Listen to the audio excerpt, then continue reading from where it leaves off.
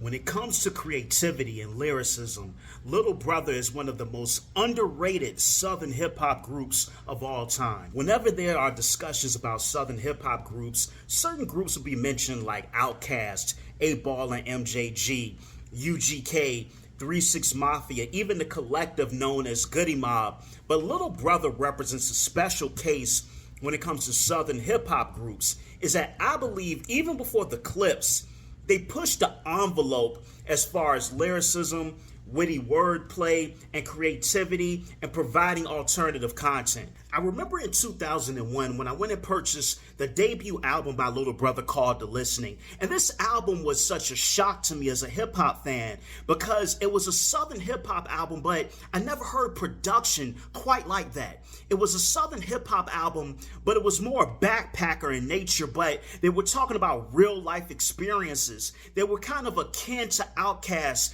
in relatability, but they had the lyricism of kind of like East Coast artists, and then they had that native tongues energy, but they had their own originality.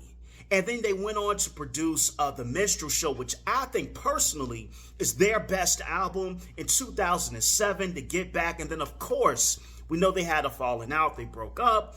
They had a falling out with Ninth Wonder.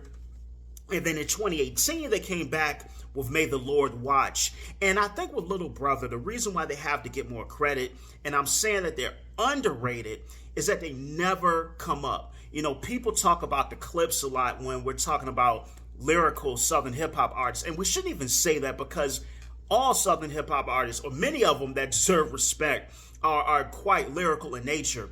But I think they don't get that respect because people don't really acknowledge their discography. Technically, they only have 4 albums, but I think their impact can be felt because so many different artists, most notably Drake, study Phonte's style. They have great albums, like I said, The Listening, The Minstrel Show, To Get Back, and then their album in 2018. I also respect Phonte's solo efforts as well. So Little Brother is definitely a legendary, yet underappreciated hip-hop group. Let me know what you think in the comments. Peace.